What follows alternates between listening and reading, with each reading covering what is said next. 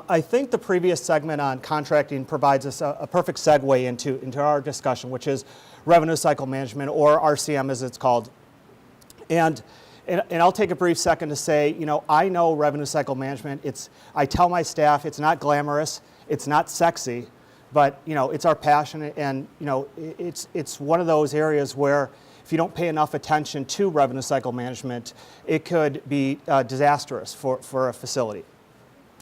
So our objective today here is to educate and empower each one of you to take control of your ASC billing and collections process from this day forward. Recently, revenue cycle management has become a mainstream topic. It's a discussion of outsourcing versus insourcing, and it's more important now than ever, and it has significant short and long-term impact. This has captured attention from everyone from Becker's recently to even private equity firms. And what was interesting is I was watching the last presentation, we talked about metrics, and we're going to go into quite a few metrics here. And it's very important, and there's been a lot of discussion around metrics. What are most important to measure? And so we'd like to take some time to present our 10 years plus of ASC industry specific experience to set the record straight on the metrics. I'm not going to take you through our whole agenda here. You guys can read it. We'll take the next, I have what, 3.5 hours? You guys good with that for to go through metrics? We'll take the next 40 minutes or so, and what we'll walk through is ASC specific industry metrics and benchmarks, and the reality of what these numbers stand for. And believe it or not, sometimes these numbers can lie. And so we want to look at the metrics. What do they mean?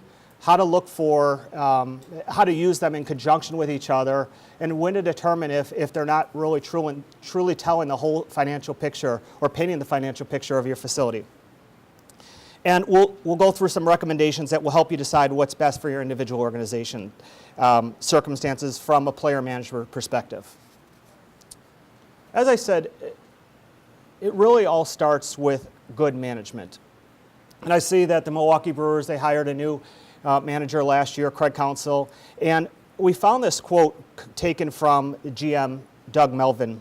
And I think the most important part of this quote is, I believe is this on-field success as a player. I mean, he played in the major leagues before becoming a manager, and so the very important piece is becoming this player manager. So as administrators, as managers of a facilities, we want to make sure we take this role as player manager seriously, because it's critical to a facility's success. I'll talk briefly about my experience as a player manager. It's critical for me, and I work every day with my staff. We have a supervisor level positions below, and then staff level positions. We work hand in glove with them every day to make sure that the job gets done. And so essentially, as managers and administrators, we must lead by example. This slide really needs no explanation. This is a different type of player manager. Probably you don't want to go there. Creating the optimal revenue cycle program starts with a dedicated resources with clearly defined responsibilities. You want to create a culture of engagement and urgency to get the job done. You want staff with ASC-specific billing and collections experience, which are able to leverage technology to drive competitive advantage and continuous improvement. You want to understand the impact on the shareholders and patients within the facility. And you want to drive performance management through standard industry benchmarks. And this last bullet point, we have a question mark and an exclamation point because, sometimes the benchmarks just don't exist and they're not there. So what do we do then? How do we measure ourselves? And so we're going to go into that a little bit as well. So the presentation is essentially going to take us through a baseball game. So here we are, we're at top of the fourth inning, tied 1-1. Do you know where your revenue cycle is? And here we're going to start talking about our recommended, and you'll hear this term a lot, you'll hear metrics and benchmarks, KPIs sometimes, key performance indicators. This is what we're talking about here. And so I'm going to take some time to go through each one of these that we recommend you measure. And that includes days outstanding, sometimes called days in AR, they're used interchangeably. Claim lag or charge lag, these are two separate ones. Percent of AR greater than 90 days. Your net collection rate, your denial percentage or claim percentage, and a stat here that you won't really find much anywhere else. This is one we've developed in-house, and it's the business office staff per 1,000 cases. What I'm going to do is take you through the definition of each, the calculation, how to calculate these metrics, what our standard is at Regent, and finally the uses of each one of these metrics. What you won't find on this list is gross collection rate. And this is one of those stats and metrics that I hear often, and someone says, so Mike, our facility, we're collecting 25% of billed charges. How do you think we're doing? How does that compare? The answer is, I don't have an answer to that, because it's really difficult to measure, because it really all depends on where you start your charge master. If you have a very high charge master and you're collecting 20%, you may be doing a lot better than someone who has a very low charge master who's collecting 35%. So as gross collection rate, maybe it's something you can use internally, but as far as comparing it to other centers, it's absolutely useless. So it's one that you really shouldn't be used for comparisons. So the first stat we're going to talk about, days outstanding or days in AR. And this is probably one of the most common one. And the definition of, whenever someone's talking about what's my days outstanding, what's my days in AR, in its most basic form, days outstanding is essentially the time it takes for a claim to get paid. So if your days in AR are 30 days, you're taking about 30 days to get your claims paid, on average. The calculation of this, you take your total AR in any given time. So 3.5 million, that's what your numerator is. And then you divide that by, and this is where it can change. It's basically it's a rolling average, and it's your average charge amount. So the most common form, and the way we measure it, is it's a rolling 90. So you take your total charges from the last 3 months, divided by 90.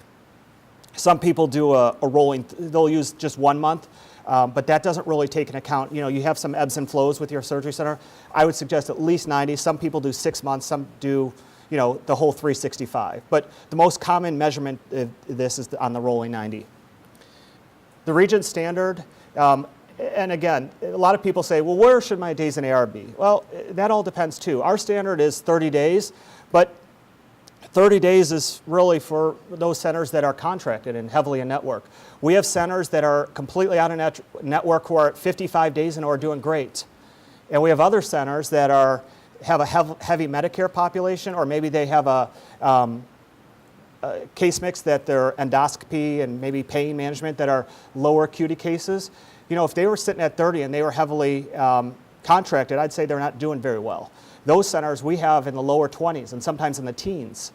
What's the use of this? So this really determines the health of your outstanding accounts receivable. If you start seeing wild swings, and if you're measuring on a month-to-month basis, if you start seeing wild swings from month to month, that may highlight you have a billing problem or a collection problem. So billing problem, maybe you're not billing correctly, and claims are being kicked back because you're not using the right modifiers with a certain payer. So something to look at there. You may have a collection problem. Maybe your staff aren't following up on accounts where they should be. Next, I'd like to talk about claim lag, charge lag. Essentially, one is it's the time it takes to get a claim entered and sent. So your charge lag is the number of days from date of service till you enter the charges. And the claim lag is the date of service measured from the date of service to the claim gets dropped. And I put these together, and really, if you're measuring this in a facility, and you guys it's a very easy calculation to do, these should be exactly the same. There should be no difference. When we go into a facility and we see there's a difference between the claim lag and charge lag, that means you have staff that are entering charges and they're not dropping the claim right away. Claims should be dropped every day, so those should not, the claim lag and charge lag should be exactly identical. So if you're seeing a difference in there, there's a problem and you're not dropping claims efficiently and appropriately. Our standard is less than 3 days. So typically, in a perfect world, the procedure gets performed, physician dictates right away. We allow 24 hours for transcription, 24 hours for coding. So that's 48 hours. So you definitely should be less than 3 days. The 3 days, we add some because every physician's not dictating on time. Sometimes coding is waiting on an op report, or they may be waiting on an H&P. So, if you're doing less than 3 days with your claim lag, you're in good shape. So the uses for this determines how quickly charges are being sent. If you see a high claim or charge lag, that has a negative impact on days outstanding. So If you have a high days outstanding or days in AR, it's a difficult number to bring down, as you probably guys have experience with. But one of the easiest ways to bring that days outstanding number down is by looking at your claim and charge lag. Because if your claim and charge lag is 7, for example, you have, you're 4 days more than what we Regent standard. Those are 4 days you're adding right to your days in AR, right off the top. So that's 4 days you're adding. So that's an easy fix, much easier than bringing your days in AR down. So if you want an easy fix and your claim lag, charge lag is high, that's an easy way to bring down those days in AR. The next metric I'd like to talk about is your percent of AR greater than 90 days. Definition is this is the amount of total dollars as it relates to total AR greater than 90 days. And the calculation, essentially, you have that bucket that's in 90, 120, 150, 180 if you have those buckets, all that added together divided by the total AR. You want this number to be less than 15%. Again, if you have an out-of-network facility, probably going to be a little higher because it takes claims a little longer to be adjudicated. If you're more workman's comp related, maybe a little higher, but 15 is a good target. The uses, if you see a high percentage AR greater than 90 days, that may emphasize an issue with patient collections or insurance denials. So patient collections, maybe your staff are making follow-up calls. Or going back to what we talked about a little bit, there's called a statement lag as well. If they're not sending statements out in a timely manner, this will contribute to that. So typically, the way we have it is, the claim gets adjudicated and the EOB comes back and says, here's how much the patient owes. That should be immediately dropped to the patient.